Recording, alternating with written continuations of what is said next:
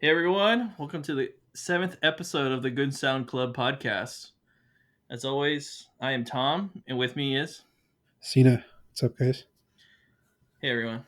All right, so Cena, what are we going to talk about today? Well, I apologize in advance. I'm recovering from COVID, so I have a stuffy nose, and that's probably going to come across in the recording. But what are we going to talk about? I don't know. Where do you want to start? All right, so I wanted to start with something a little fun. Uh, how much of sound is attributed to other people's opinions? Okay. It Like, depends if you're talking about the sound that you actually hear, like with your ears, or the sound that you hear in your head.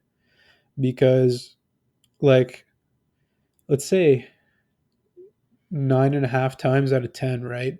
When you're making a purchasing decision or you're researching to buy something, it's you're not doing that on the basis of you heard something in your system and you're like, I want to change that, right?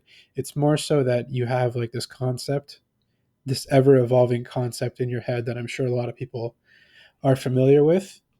And that concept is influenced only so much by what you actually experience with your system on a day to day basis. If you do even listen to it day to day, a lot of people don't versus, like you said, the opinions of other people. That also has a very large influence on the concept that you have in your head of that sound. And so, if we're talking about that concept, the answer to your question is very much.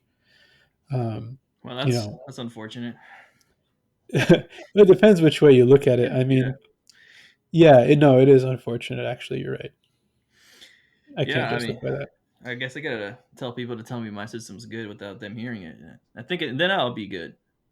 Well, it's not even so much that, yeah, sometimes you do get that kind of negativity of what you're listening to is not good.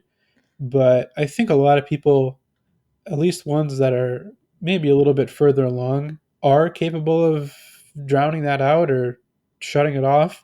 What's actually can be equally as bad, really, is people telling you not what's bad, but what's good.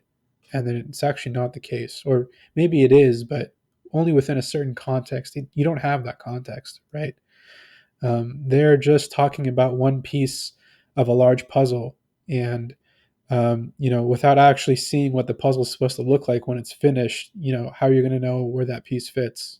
You're not. Yeah, I like to imagine it's pretty difficult to hear an individual component in a system when in reality it's a whole system. You can't just be like, oh, I definitely just hear the cable. I mean, especially if you're just borrowing something for a short amount of time, like let's say like a week or two. I don't think you can truly understand it in entirety, right? Yeah, no, you can't. And I mean, results can be surprising with the same component in different systems, or even in my experience, the same system on different days. It's kind of crazy how it works sometimes. But when you're getting that impression or that recommendation, maybe from someone that you trust, something they put into their system, and they experienced a certain benefit or sonic signature, there's just no guarantee that you're going to get the same thing. And then I've actually seen people go as far as to completely copy the systems of people that they respect. Like they'll get the same speakers or headphones, look at the same amp, look at the same source, and then they're still disappointed with it. And it's like, Mm. well, what did you expect? That's someone else's system. It's not yours. Yeah, I feel that might lack the insight of understanding the other person's musical preference and sonic Yeah, goal. it could be musical preference, but it's more so probably sonic goal. I mean, yeah, some of it definitely does have to do with the music you listen to. There's no doubt about it. But um, I listen to a pretty eclectic range of music. It almost covers everything, I like to think. But I wouldn't really consider myself as having the same sonic goals as most people, for sure. Yeah, I personally don't think I have a similar sonic goal. I wouldn't say not just to you, but to most people. I mean, what I like is it doesn't really matter. I mean, it only matters when I'm there and if I get to enjoy what I have. That's really what it comes down to me. Yeah, and it's really difficult to try to figure out how to put the puzzle together without having the picture on the box that tells you what it should look like.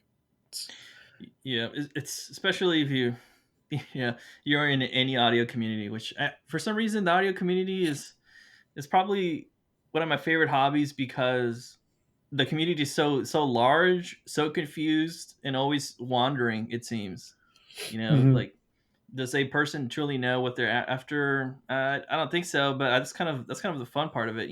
Just exploring yourself, the music, maybe some equipment, borrowing stuff, learning people are wrong, and learning that some people might be right, and you might better yourself or your system for it. Yeah, there's a lot of psychology at play. I mean, all I can really say is that if you're gonna try to play the dangerous game of chasing the dragon or whatever you want to call it, you have to kind of keep your head square on your shoulders. Otherwise, you'll just hurt yourself. Kind of by one day, you'll just wake up and say, "What am I doing? Why am I doing this? Why have I spent so much money?" Hopefully, that realization doesn't hit you like that. But I've seen it happen, and it's not pretty. Yeah. So, do you think there's a cultural disparity or conflict when it comes to equipment? Like I read someone say, tube solid state, oversampling, non oversampling, whatever that means. But how much of it is really everything else? Like, is it I wouldn't. the Yeah. component or is it the system? It's is it Yeah. So I wouldn't call it cultural. It's tribal would be the more correct term. Not sure really what the dictionary definition is between the two. I'm sure there's some eloquent explanation of it there, but just on an intuitive level, I want to say tribal, not cultural, because culture is like something that you inherit. I feel like from generation to generation or something, but tribal is more like kind of group mentality. Um, just always going with the opinion of the group and not necessarily actually having any sort of rationale to back it up. So yeah, there are tribes that form around certain brands, certain technical solutions. It's really strange because there definitely is no right or wrong answer. Um, if there is a wrong answer, the it's only wrong to you. So the answers are all individual.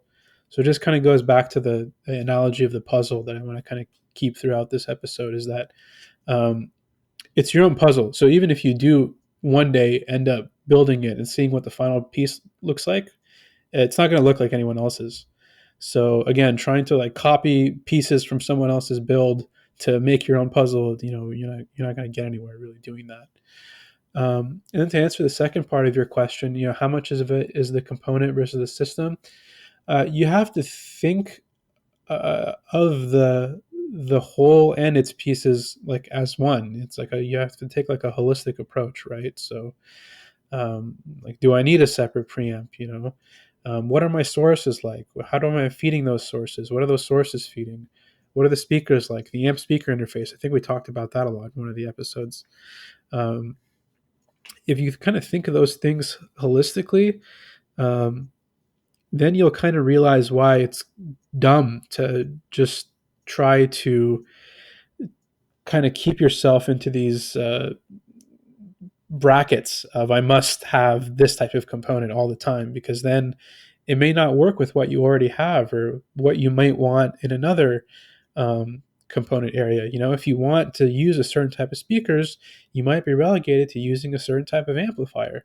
It's as simple as that. I did talk a lot about in a previous episode, I think, about trying to force single-ended triad amplifiers to work. And then, okay, now you got this great single-ended amplifier. Great. Now you need speakers for it. It's like, okay, then you realize that your options are actually quite limited and there's nothing that works for you for the music that you like or for your room or for your budget or whatever. So what was the point of limiting yourself to the single-ended amplifier? There was no point. You just kind of jumped the gun there. So yeah, I mean, I don't know if that answers the question. Yeah, that'd be like getting a directly heated triode amp for headphones and being annoyed by the sound they make. The background noise. The background noise, yeah, from the heaters. Yeah, they can have background noise, and I mean, there's certain things that you can do to get rid of it, but then, in my opinion, you've kind of defeated the purpose of using directly heated triodes, but that's a separate discussion. Yeah, I think that that pretty much sums it up. I mean, maybe we can give some examples like I feel like on a headphone system, since it's mostly binaural, I really like to think of headphones like that. Maybe the wall of sound or the staging or the depth might not be as important as some people like to say. Like headphones can't image at all, which I don't know how true that is, but It's maybe not to true at some all. extent, yeah. Yeah, I usually I don't know personally. I've heard staging and imaging in headphones, so Well, maybe on I'm that biased point, with them. Yeah, go on. yeah, just on that point, because it's a huge pet peeve of mine. Stereo recordings, all stereo recordings are individual sonic images, right, from a multi-track recording, whether it's done digitally or from tape, that are panned, left to right, and then that creates an illusion of depth. And of course, there's effects that you can apply, such as reverb and stuff like that, that helps. But there isn't like a button that the sound engineer presses to move the image back and forth. It's all just effects and left and right panning, and that's it. And when you realize that, then you realize that actually, for reproducing that kind of image, there's no more perfect device than headphones, because you're literally feeding the raw left image into your left ear and the raw right image into your right ear. And what's called intensity stereo, which is the intensity of the image in the left channel versus the right, that's what creates the center image. That is perfectly translated and captured on headphones. So a good one, not all of them are made equal. Some of them have issues with internal reflections that mess with the imaging and stuff like that. But a good pair of headphones don't have to be expensive, can do perfect imaging. And that's why they're very frequently used on location in the studio for checking mixes, in a way that you can otherwise only get in a very well treated acoustic environment with certain types of monitors, speakers on access, excuse me, blah, blah, blah. Yeah, even a very well treated room could be overdone, just like headphones could. And to get a little meta, it's like we're actually not in the same room. I mean, when we record this, we're actually maybe thousands of miles away from each other, and I do some magic, to make you sound a certain way and to make me sound a certain way, and it creates a stereo illusion. Maybe some people can hear it. I hope so. I mean, I work pretty hard to constantly try to improve the sound of the podcast itself. But yeah, someone might be panned 5%. Someone might be panned -20%. Yeah. Whatever it is, and the solid center image or the slight left, slight right image is huge, huge. Yeah. You appreciate it subconsciously, is the thing. Like finally, I could distinguish who's talking. It's like it's not just just mono voices coming from around me. It's there's some slight staging, I guess, like some people like to say. Hmm. The staging is I could hear you know the flute, and it felt like I was in the center left row at 30 instead of row 40. But I digress. I digress. So before we move on to the next subject, is there anything else you wanted to say? No, I'm good. No. Okay. Well, the next subject. So I think it matters. It's pretty important, and it's often we find ourselves being distracted, whether it's a value proposition or a influence from a friend. But the topic is how important is it to have goals? Or what is the value in having an audio goal? Yeah, so that goes back to the idea I proposed very early on in the episode about kind of that concept or that conception in your head of what the system should look like. And, even for someone like me who I like to think that I have it all figured out. I mean, I'm pretty sure we all do, but me probably more than most. um, Even for me, it's a really nebulous image. Like I think I can see it, but all the borders or the edges of it are blurred. And one night I'll be going to bed, and this is kind of sad, but I do think about audio before I drift off to sleep. Instead of counting sheep, I count amplifiers. Um, And that's the idea or the concept that I'll have that night, and then tomorrow, like, I'll read something or someone will link me something, and then that whole idea will change overnight. So it's a really nebulous, constantly evolving or devolving, depending on which way you want to look at it, thing. um, and so actually I did an exercise today that I've never done before, but it's I guess it's called mind mapping. I guess that's what the literal term for it is. You just get a big piece of paper, and with like a pencil or some crayons or whatever, you just draw out what you're thinking, essentially, right? So what I did is I mapped actually what I would like the system to look like within the confines of what I already own, which is a lot. I have a lot of gear, and also what I'm willing to buy, basically in the next, let's say, 6 months or something like that, something arbitrary. And for me, it's a little bit more complicated than most because I don't just have one system. I'm a maniac. I have like three or four. I have a stereo system. I have a mono system. I have a headphone system, and I have like a little tiny, I guess you could call it bedroom system or something. So, um, and it helped me realize a couple things. One is that I have a lot of gear. I have so much gear that I couldn't even remember most of it when I was writing it, and I had to keep like adding to it when I thought it was done. That was one one thing it helped me realize. Two, it helped me realize that a lot of the things that I thought, were cool, or maybe I should buy this or look into buying this, um, I didn't really need it. Like, it didn't fit into this picture that I drew. It was just a fleeting fancy, let's call it, that is something I would probably buy out of curiosity or because I thought it looked cool or whatever. Probably, but it wouldn't stay. So if it wouldn't stay, what's the point of really buying it? Nothing, just for fun. But there's only so much you can do with that. And then the last thing it helped me realize, um, which is probably the most important, is that I lost my train of thought for a second. Let's just say, oh, okay, this is what I was going to say. Excuse me. I was kind of fighting a battle on multiple fronts, which is never a strategy for winning. So what I mean by that is that because I have all these different systems, it kind of gives me multiple playgrounds to mess around with gear in. And as a result, while I was always doing what I thought was the most right thing to kind of work towards that dream system concept or goal, um, you know, because anything worth doing like takes time, ordering a custom amplifier or trying to build your own speakers or restoring a vintage turntable, all these are really time consuming projects, months, if not, sometimes I've been waiting years for some things to come together. And in the interim, just because out of boredom or impatience or whatever you want to call it, I would just buy other stuff. Like, I was trying to put together a period correct 1970s system. Why? I don't know. I just thought it'd be a cool idea.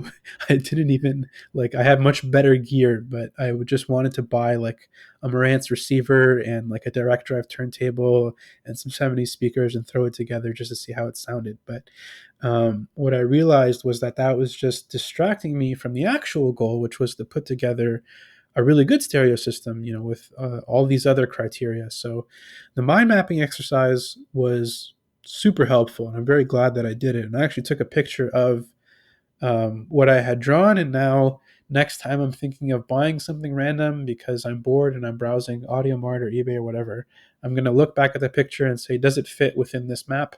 The answer is no. I'm going to say no and not buy it. Yeah. So that's one of the reasons, or that's one of the reasons I brought it up, kind of to just put it out there and have other people know. That way you can further convince yourself not to go on eBay and be like, oh, I should buy this random thing that no one knows about, you know? So, Yeah, not just eBay because I'm a vintage audio enthusiast, but it's anything. If you're into headphone or headphone amps, HeadFi, Audio Mart, AudioGone, whatever classifieds that you browse, people are always looking for shortcuts, yeah. or audiophiles really want to solve their problems with money. I mean, that's really just a capitalist problem in general, but especially in a luxury hobby like this, people don't want to take the time to kind of sit down and read or think for even 15 minutes about what they're trying to do. It's just, what can I buy right now or this week that will make me happy? And the Yeah. answer is 99% of the time, Nothing. All you can do is waste money, and so that's all people do is they waste money, and it's really sad. But um, Mhm. it's happened to me. It's happened to my friends, and the only thing I can say to avoid is you gotta kind of stop and think for a little bit, and you'll realize why it's shouldn't click by it now. Yeah, the dopamine hit isn't the same. You have to think about it. Like it just kind of removes the fun of it. But Yeah, it depends how responsible you want to be and how much of a financial burden it puts you in. Personally, I can recall myself sorting HeadFi by new and just looking for every single deal and just hoping I'd find something there. There's times yeah, where I was too late and someone was giving something away. There's times where I could have saved $20, but at the same time, it cost me hours of my life, right? So it wasn't really valuable. I wasn't really generating value, saving money. I was more so wasting time and wishing I could get some things that I wanted, but it right. just wasn't worth it. So now instead, I just I want things that don't exist, like a closed back headphone that sounds good. That's step one. But to further uh, make it complicated or to further specify, I would like a closed back Alnico headphone. None of those Mhm. exist. No brand can even conceive of such a Well, actually, there is one, but no no way. one's ever heard of it. I think it's from the late '60s or early '70s. It's a Japanese company. It sucks. It's a terrible headphone, but I do know that one exists. Yeah, I read something along the lines that there might have been orthodynamic headphones that had like some cobalts or some other types of magnets, structures and shapes and the holes even. But from what I've read, most of those have deteriorated and are completely inoperable after 50 years. So Hmm. so yeah, I mean that's how I try to cope with it, but I wouldn't say it's foolproof. I mean, there's other things I do want that I could buy, but I just prefer not to because the dream is more exciting than being disappointed. I think. Well, look, the only foolproof method I know how to cope with it is to get a life and do something else. How to just quit the hobby? Yeah, Yeah, very I mean, simple. basically, yeah. Yeah, I personally, what is about it? Like, what is it? Like, almost no one quits. Well, no one quits because they don't do it properly. Like they think that they don't think of it like quitting. They think of it like settling down. It's like getting married or something. What the heck? Addiction 101, let's say, right? It's really very much the real world equivalent of one last hit. I'm gonna get this, and then that's gonna be it. All right, And here's my big hurrah. the number of times I've told myself that, I mean, Jesus, Maybe every other week, I think. yeah. So to quit, you just have to quit. Like you just have to literally stop thinking about it, stop consuming. Mm. If you do have gear that you can listen to, the better. Could just be a bunch of ear pods or whatever. But you have to find something else to do with your time. You have to focus on work or I don't know, getting fit or not to say that I don't do those things, but it's like you got to replace the audio with something because if you don't, just out of boredom and compulsion, you'll come back. So that's what I see. Yeah, personally, I like talking about music. I think that's one of the biggest things for me. The more I get into music, or um, even now, some slight production, but production is also very time consuming, and you can spend an equal amount, if not more amounts of money on production equipment. Like the other day, Yeah, I saw this. I don't want to call it a pedal, but this guitar pedal, that they use and that Pink Floyd used for their Pompeii Echoes live performances, and this pedal is like $4,000 to $6,000. It's like, well, yeah, I'm never gonna get that, but it's cool as heck. I mean, I want one. Not that I should, but I think it's cool. It's like a piece of unobtainium audio equipment that's from one of my favorite albums. But is it worth it? No, no, I don't think it's worth it. Not to me, at least, not right now.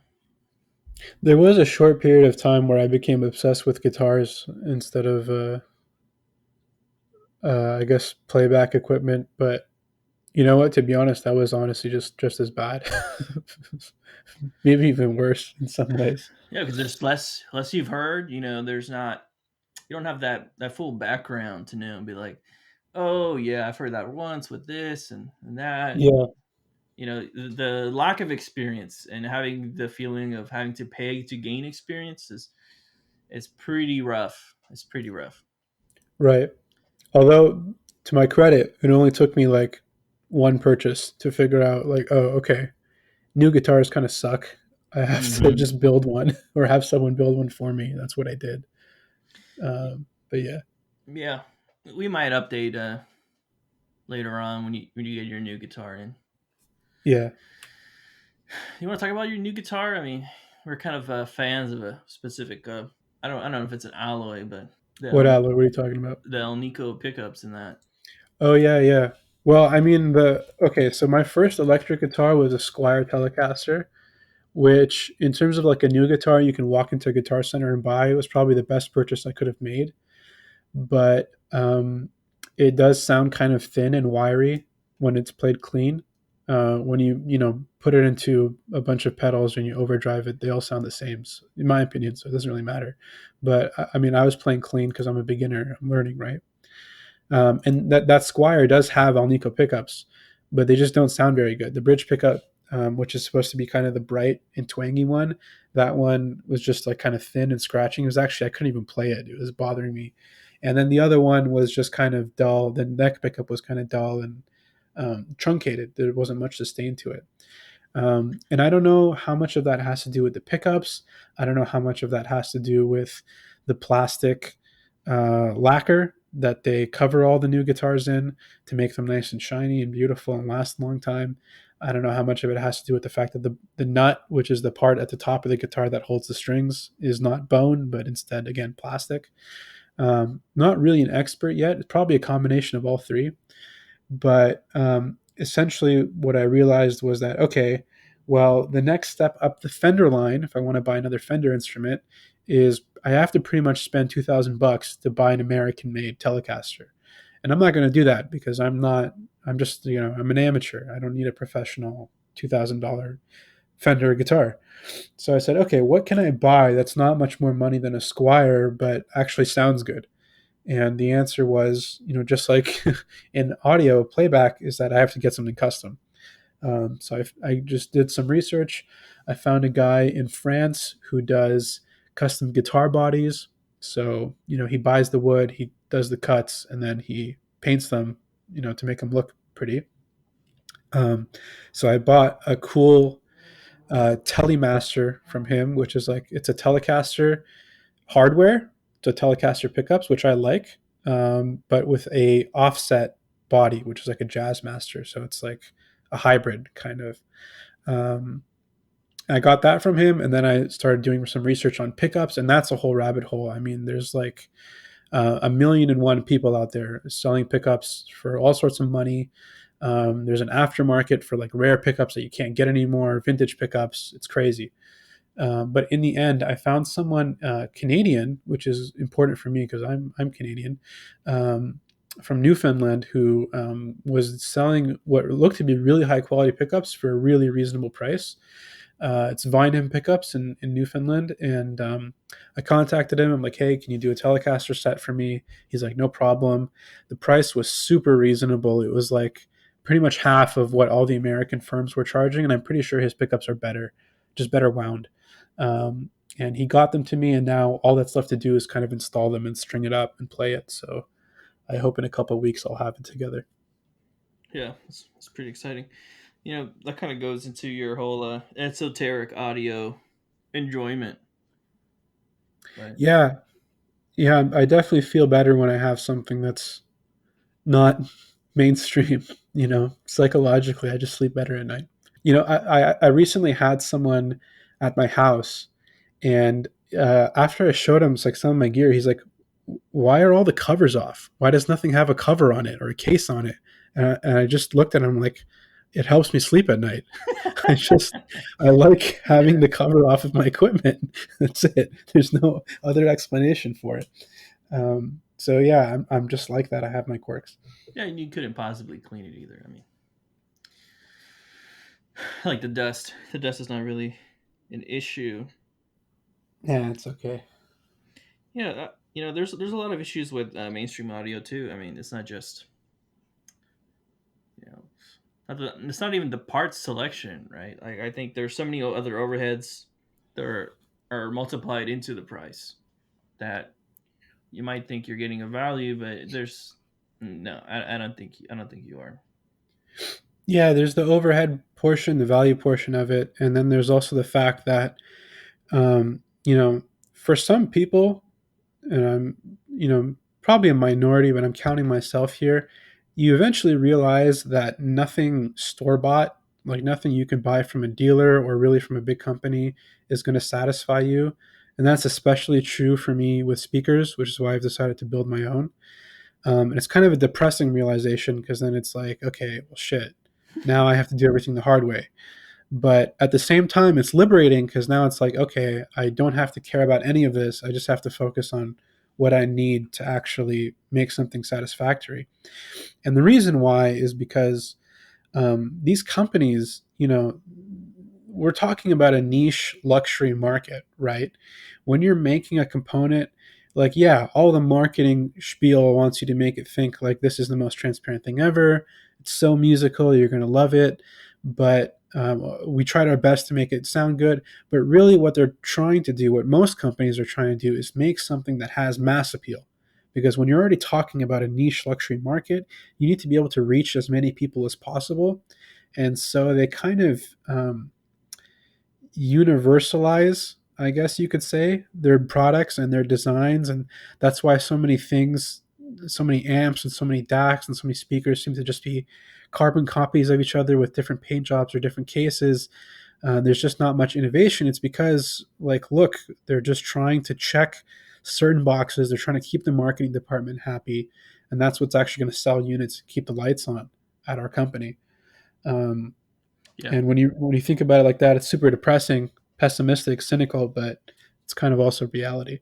yeah. I was reading some impressions today is of some friends, colleagues, cohorts, and they're the university. They're like a lot of stuff is not that good. Like it's hugely overpriced. But I mean, if you don't know, if you're none the wiser, I mean, you might enjoy it. Blissful ignorance is what it is. Yeah, I'm jealous.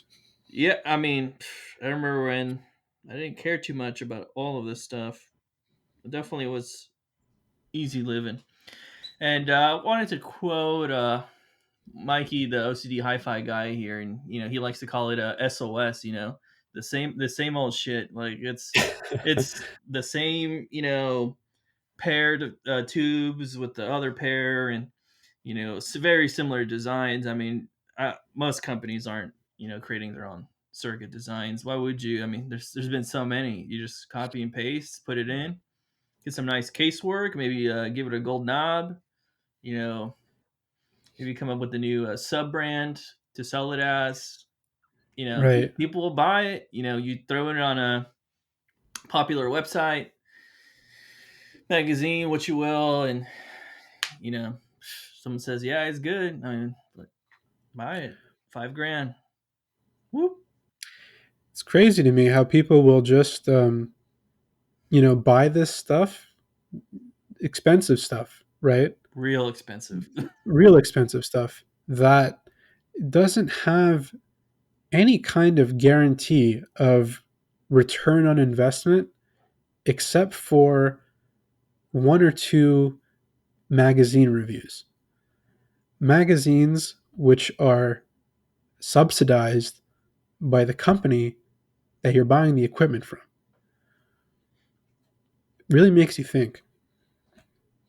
Yeah, I mean, if you really think about audio, right, and brands, if you think about audio brands, either at a show or in a magazine or in a review or a company that delivers product to a reviewer, there's really not that many owners.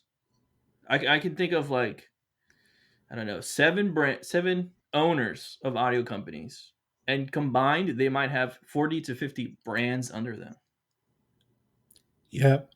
It's it's kind of weird. That's to me that's kind of the appeal of the esotericness. It's not so much that no one's heard it, so it sounds better, right? Also, no one can tell you it sucks. I mean, that's a plus because they've Yeah. never heard it, or they heard it wrong. As I like to say, as a coping mechanism. Now you've heard it wrong. I mean, mostly as a joke, but you can really help support a person or a small group of people, like three people, two people, one person, like the CEO, the CTO, and the CFO are all the same person. Like it's a very small business, And the board of directors. and the board of directors, and they might have like one or two apprentices. I would like to say, I wouldn't say assistant or builders, but they're really kind of learning under them, and they kind of get to understand like the sounds that this person is after. Like you showed me a few brands that I've never heard of. I don't think most people have heard of. I've seen some of them. There's the Soundgate. I don't really know much about him, but Japanese amp builder.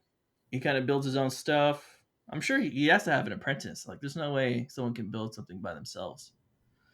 Well, I assume I think his main business is really just reselling vintage equipment from Japan. And Hmm. I think the amp building is just like a hobby thing on the side.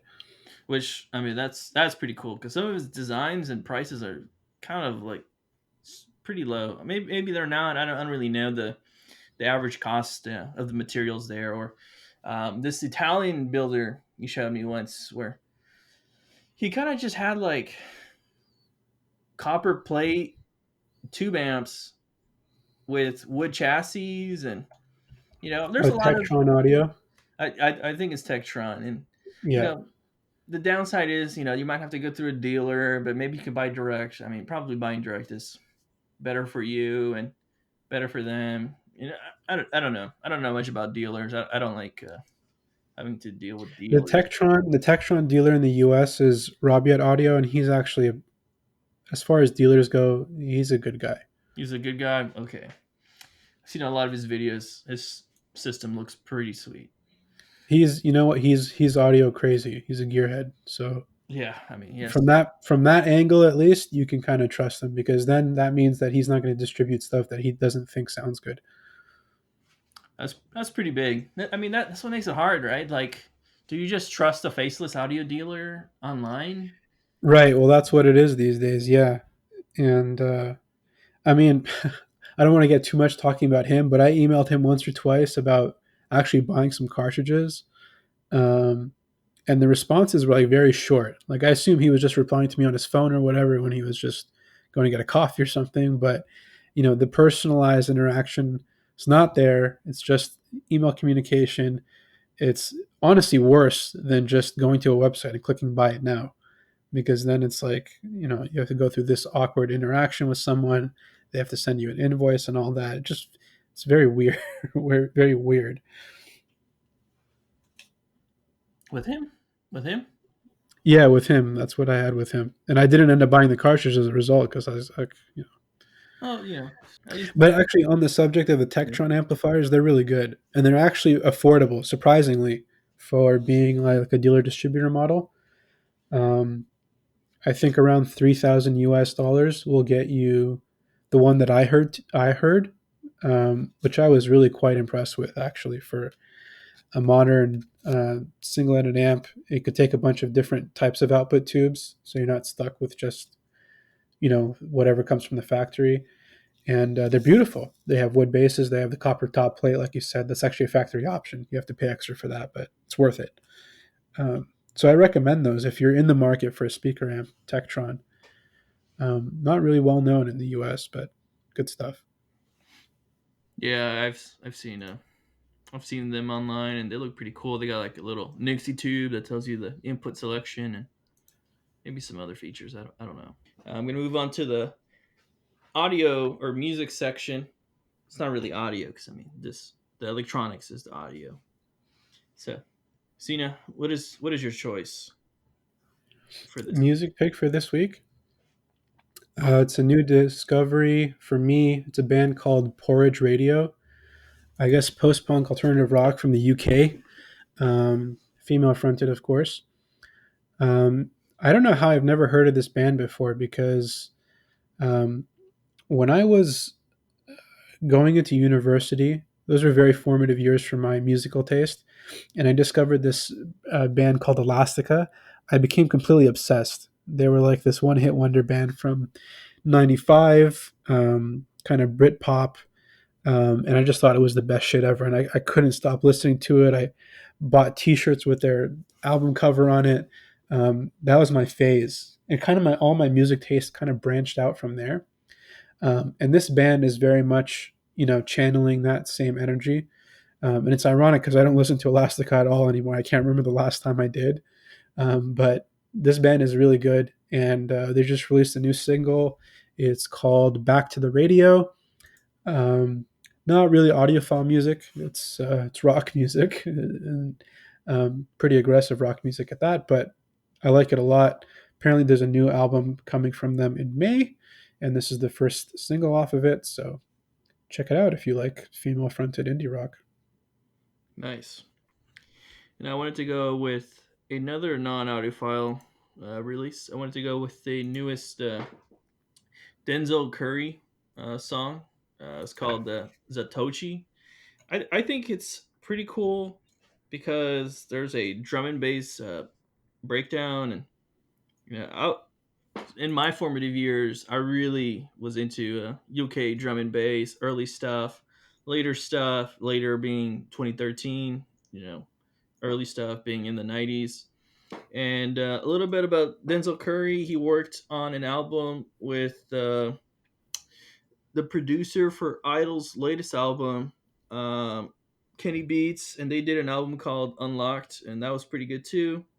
That had a little bit of MF Doom kind of vibes, but this Satoshi is a little bit different, a little bit more upbeat, it flows a little different, and I just wanted to shout that one out. I'll have to listen to that after the show. Yeah, I thought it was pretty good. Thank you everyone for joining us in our 7th episode of the Good Sound Club podcast. We all hope you have a great day. Lucky number 7. Thank you guys. See you next time.